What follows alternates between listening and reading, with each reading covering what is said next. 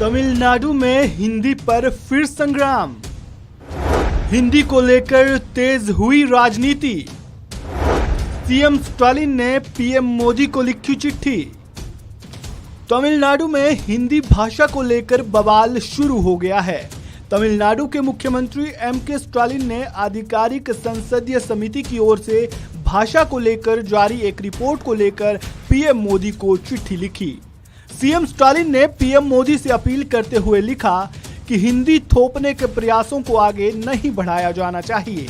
उन्होंने कहा, ऐसा करके भारतीय एकता की गौरवशाली लौ को हमेशा के लिए ऊंचा रखा जा सकता है। स्टालिन ने आगे लिखा कि गैर हिंदी राज्य पर हिंदी भाषा थोपने का प्रयास अव्यावहारिक है, साथ ही ये समाज के लिए विभाजनकारी भी है। ये केवल तमिलनाडु के लिए ही नहीं बल्कि अपनी मातृभाषा का सम्मान करने वाले किसी भी राज्य को स्वीकार्य नहीं होगा। हिंदी के अलावा अन्य भाषाओं को बोलने वाले लोगों की संख्या हिंदी भाषी लोगों की तुलना में कहीं अधिक है। हर भाषा की अपनी विशिष्टता, भाषाई संस्कृति के साथ अपनी विशेषता होती है।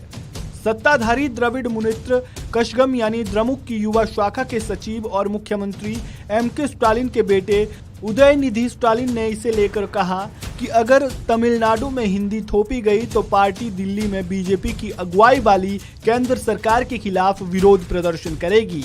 उदयनिधि ने कहा, यदि लोगों की भावनाओं को नजरअंदाज कर हिंदी थोपी गई तो विरोध प्रदर्शन तमिलनाडु के बाहर भी तेज होगा और मुख्यमंत्री की मंजूरी से इसे नई दिल्ली तक ले जाया जाएगा।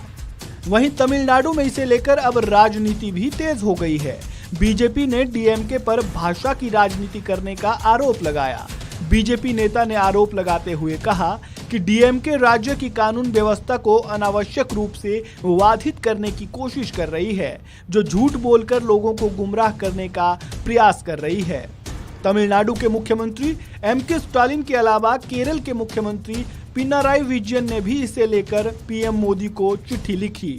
सीएम पिनाराई विजयन ने कहा था कि भारत विविधता में एकता के लिए जाना जाता है, जो सांस्कृतिक और भाषाई विविधता को स्वीकार करता है।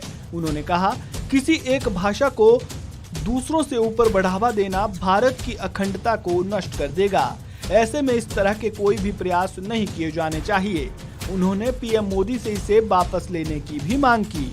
दरअसल इस विवाद की असली वजह संसदीय समिति की ओर से की गई वो सिफारिश है जिसमें देश की सभी तकनीकी और गैर तकनीकी उच्च शिक्षण संस्थाओं जैसे कि आईआईटी आदि में निर्देश का माध्यम अन्य दूसरे राज्यों में भी हिंदी भाषा को बनाया जाना चाहिए।